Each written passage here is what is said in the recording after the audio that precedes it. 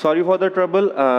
There were some problems, so I'm making a separate video for just this example. Okay. With this example, our chapter will be completed. Okay. From the next lecture, we will start with next chapter. Now, example number 7. Kindly say it carefully.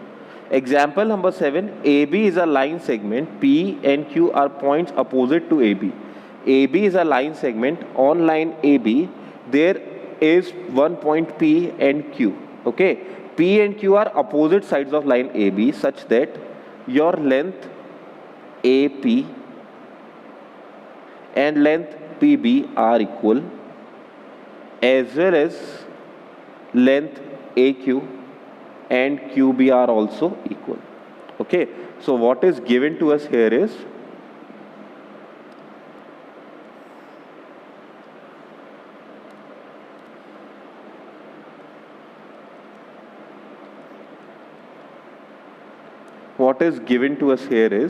that AP is equals to PB. Secondly, AQ is equals to BQ. Okay. Same funda. Again, there is a talk of equidistance. Equidistance means point P is at equal distance from point A and B. That means AP and AB are of equal length. Similarly, AQ and QB are of equal length. This type of shape is called a shape of kite.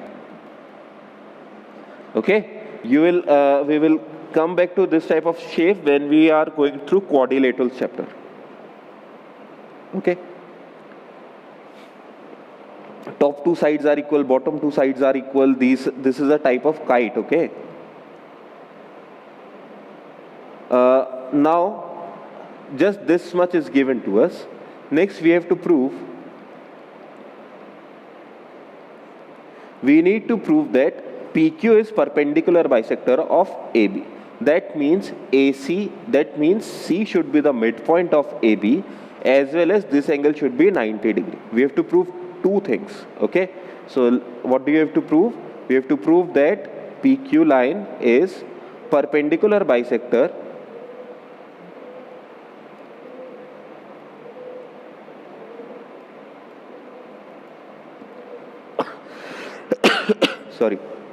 perpendicular bisector of AB.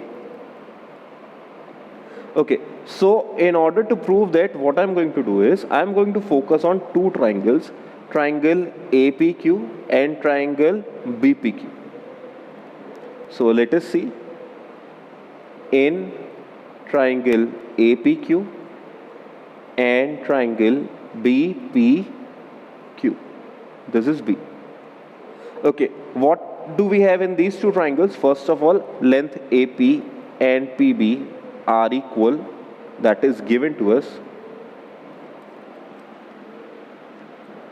Secondly, again one more length is also given to us. AQ and BQ are also equal, once again given to us. Good, very good. Lastly, we need one more side, that is length length PQ is common. PQ length is common for both the triangles.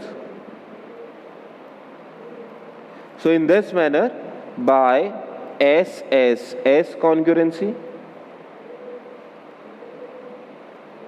both the triangles are congruent. Triangle APQ is congruent to triangle BPQ. Okay. So when we have proved these two triangles are congruent by CPCT is corresponding parts of congruent triangle, we can say that this part of angle P and this part of angle P are also equal. By CPCT, you can say that angle APQ is equals to angle BPQ. Fine. This is a result that we require. What do I require now is, why do I require this result? The reason is I want to prove finally that triangle APC and triangle ABC are congruent.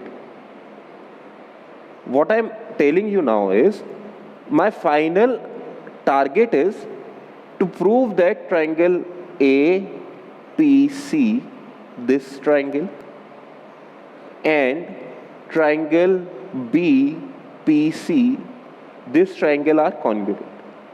Okay, what do I get by proving these two triangles congruent? What do I get is, by proving these two triangles congruent, I can say that length AC and CB will be equal. Secondly, I can say that this part of angle C and this part of angle C will both be equal. After that, I will be using linear pair and proving the final result. Okay. So let us take it here.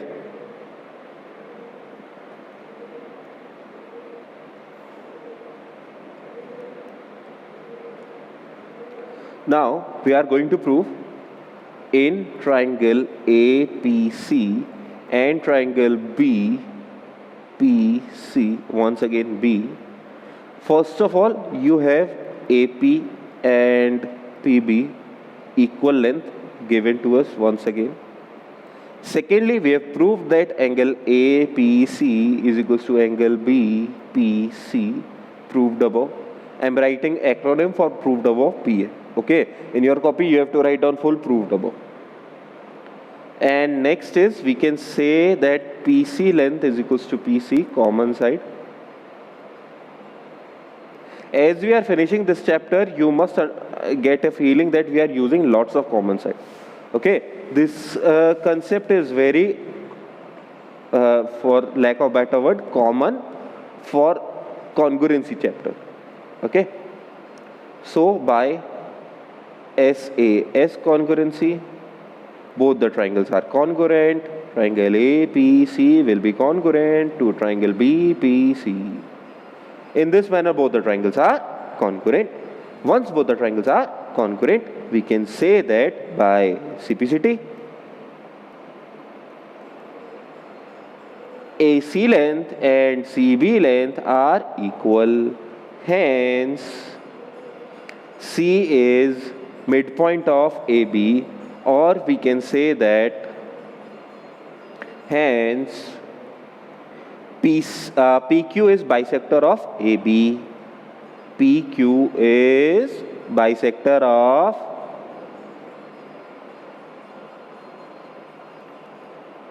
of AB. But there is a problem. We are not only focused on PQ being the bisector, we want it to be perpendicular bisector. So what do? We need to prove that PQ is also perpendicular to AB.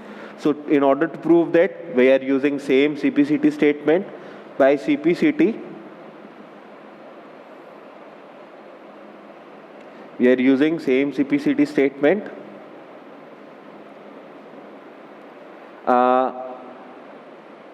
Angle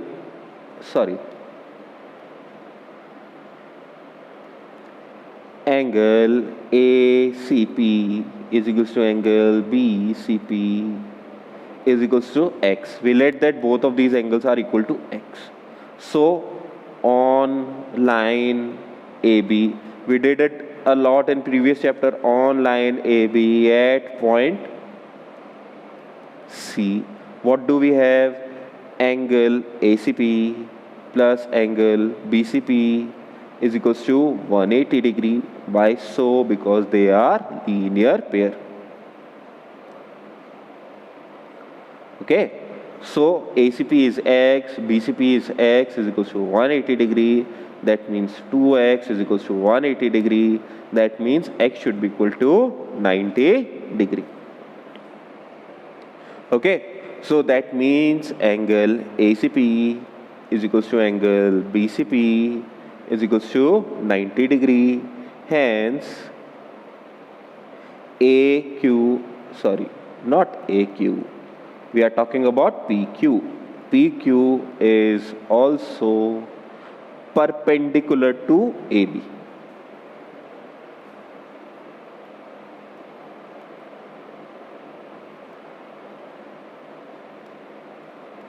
In this manner, we have proved that PQ is line bisector as well as perpendicular bisector.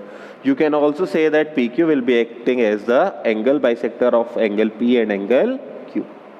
Okay, you can also try to prove that, but that is not asked in this question, so we are not doing that. With that, your chapter is complete. Okay, thank you for your time. Have a nice day.